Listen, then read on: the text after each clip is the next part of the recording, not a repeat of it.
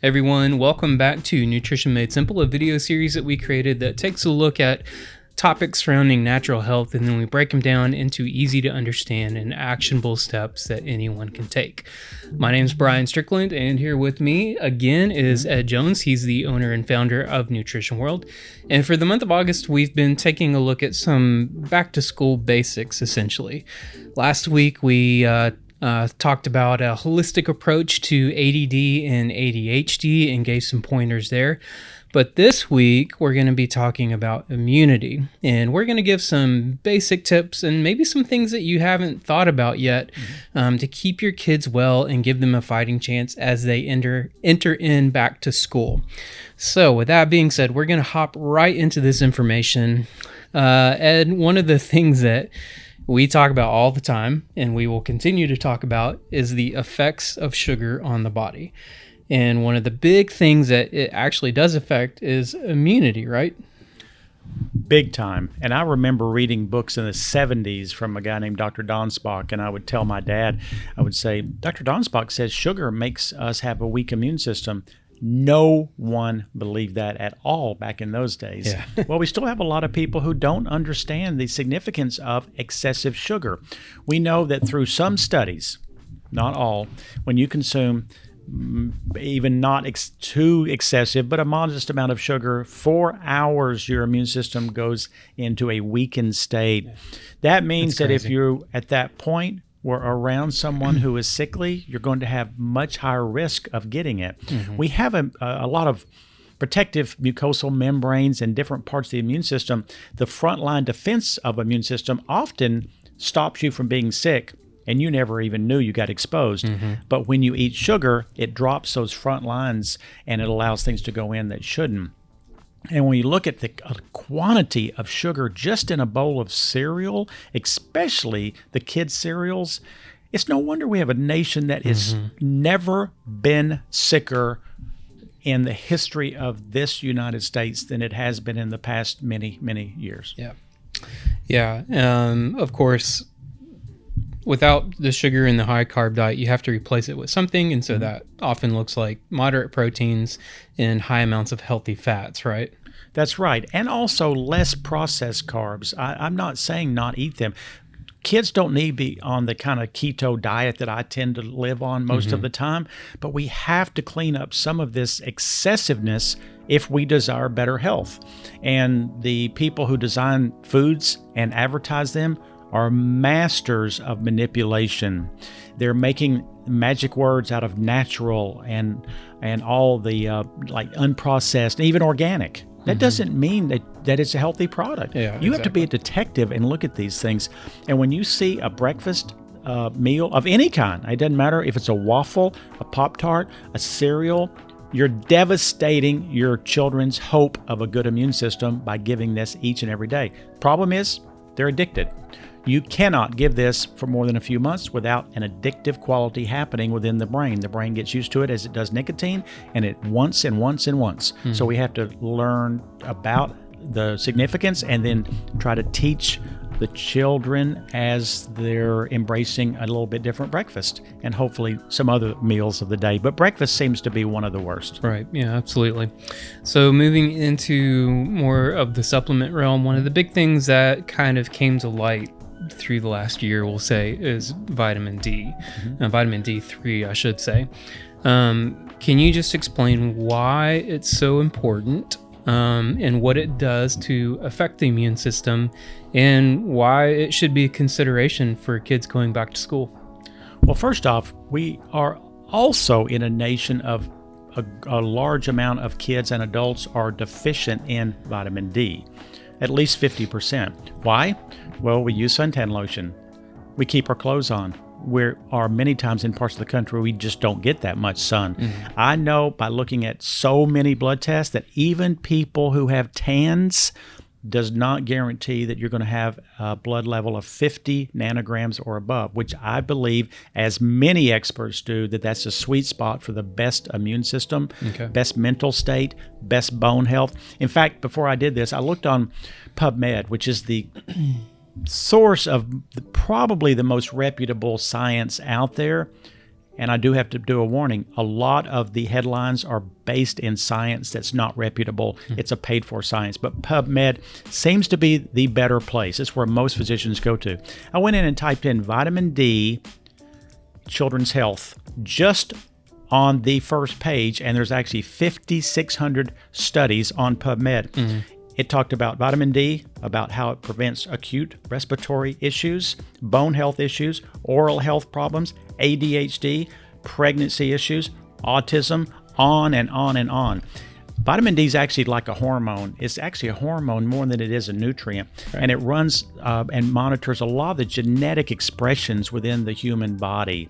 And we know from history that rickets was the number one problem of vitamin D deficiency. And if you have a blood test of 20 or less, which I have seen many people with 20 or less, if that was that person growing up, they're going to have bone deformities. It is so easy. It is so safe. It is so reasonable. Why more experts are not embracing it is a sad story. Yeah. As far as amounts are concerned, I mean, yes, it is a safe nutrient. There can be some side effects if you take too much, obviously. But what kind of range of intake should we be looking at for, say, kids? Well, kids 4 and above, somewhere between 1 and 2,000 is the minimum that I would be doing. And again, if they have medical conditions, we're not practicing medicine. We're not telling you to treat anything with it. We're giving good lifestyle advice.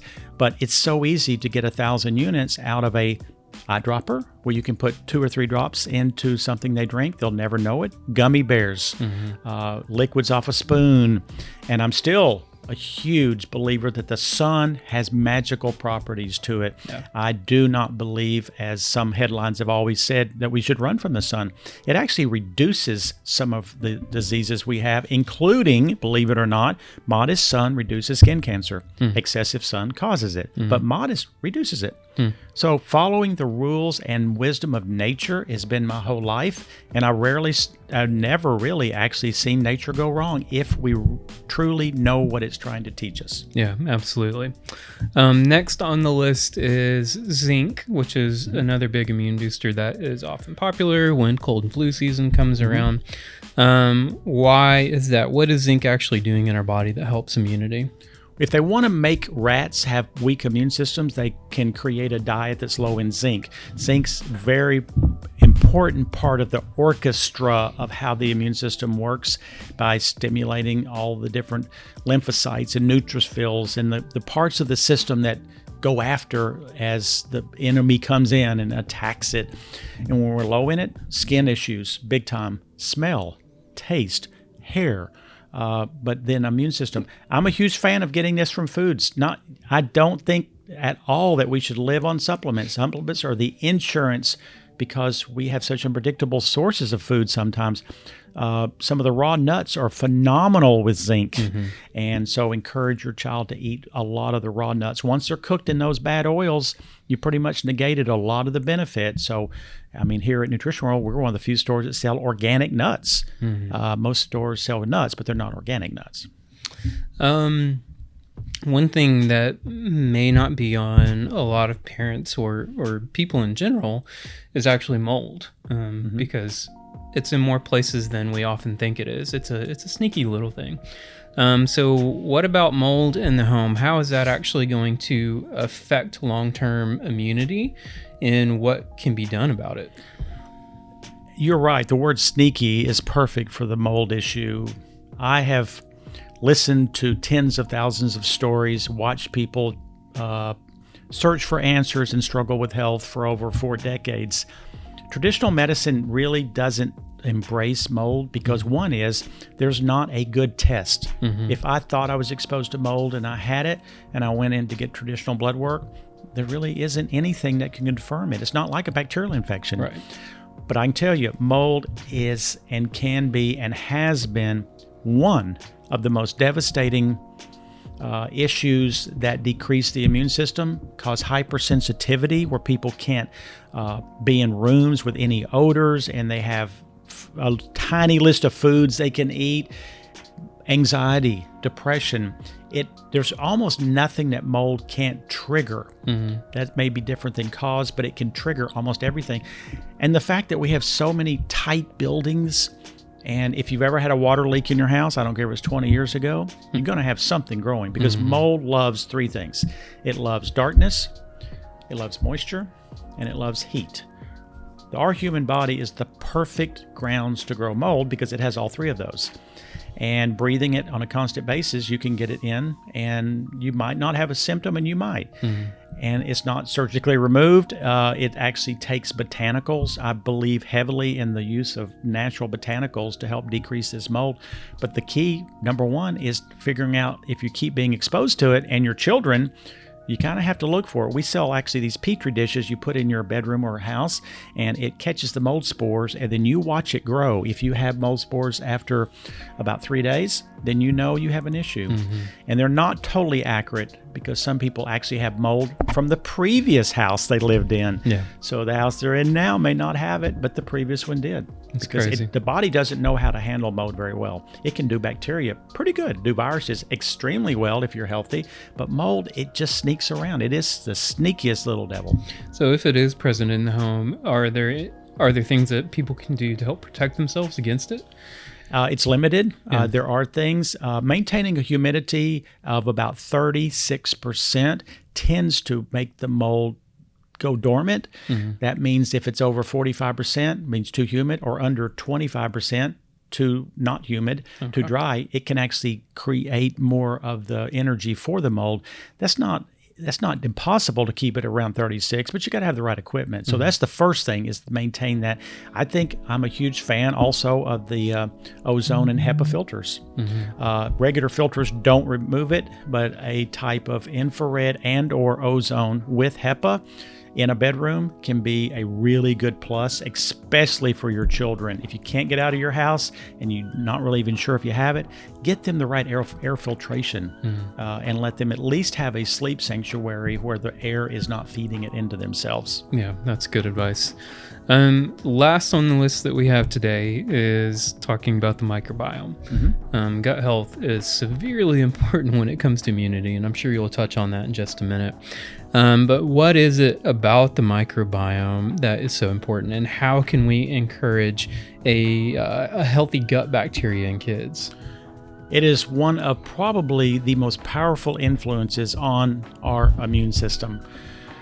And nature, again, natural pharmacy, which we all have built into us, has been negated. The doors have been closed into this pharmacy because of our lifestyle. And it's not all our fault, because our opportunities in some ways have been open and other ways closed. Roundup, which is sprayed on all foods, is an antibiotic. And if you get organic, you're going to get far less of that. If you can budget for organic, please do so, because Roundup's killing a lot of the good bacteria. Our gut is like a massive parking lot, has a billion parking spaces. Well, guess what? Something's going to park in every single space. But the problem is 80% of what's parking there now are troublemakers. They are not helping our immune system. They're negating it because they're trying to survive on their own. Right. They're not a friend. They're a foe. Well, taking antibiotics, Roundup, non-steroidal anti-inflammatories, chlorine in water, too much sugar, blank, blank, blank. All of these kill it. Now, I don't have a problem with killing it as long as it's moderate in dose and we replace it. How do you replace it? It's not with a single cup of sweetened yogurt. We have 3 pounds of bacteria in our gut, and as an adult, that would be like throwing a little handful of sand on the beach and expecting some difference to happen. It's just not. How do we do it? We need cultured foods. We need the right probiotics from the right manufacturer. Yeah. We need to be therapeutic with it. We need to be consistent with it.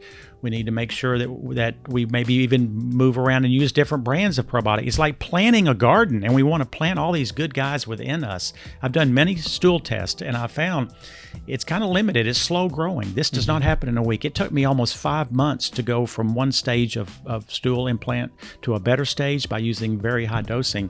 And in children, it would be about the same. Yeah. And obviously, this can be a little tricky with kids too, because we want to encourage it from food sources as well, cultured foods, fermented foods, and obviously that's probably not high on the list for most kids as far as what's appealing to their taste buds. But with that being said, we do have several options for probiotic supplements that for kids that are either sweetened with stevia or something like erythritol, so you're not getting the sugar in them, but you're still getting all the benefits from those healthy bacteria. Anything else that you want to touch on to wrap it up? I would like to say that when you go in and shop for probiotics for children, the studies really are very clear. About 4.5 to 5 years old, the gut is switching or attempting to the adult versions. When you see children's versions of probiotics, I'm usually very disappointed in them because they're too weak and they don't have enough to truly make a significant difference. Some do, and they're better than nothing.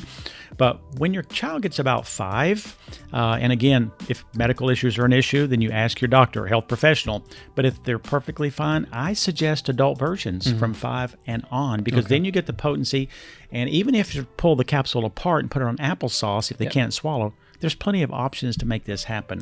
And lastly, because you have a parking lot full of these billions of spaces that something's parked in, sometimes if you have a troubled section of town and you bring the police in, there can be some fighting initially while the police try to control the negative influences. Same with the probiotics. Don't think because you had a day or two of gas that it's a negative thing. It's actually sometimes pushing the bad bacteria out. Yeah, precisely. All right, everyone, that's it for this week. We really hope this information was helpful, and it's some things that you can take away and do to help protect your kids as they go back to school. As always, if you ever have any questions about what we talked about, please feel free to comment or reach out to us via phone, email, leave a comment on our social media. We're always happy to help in any way that we can. Thank you so much for watching. Be sure to like and subscribe for more content just like this, and we'll see you next time on Nutrition Made Simple. Take care, everyone. Thank you.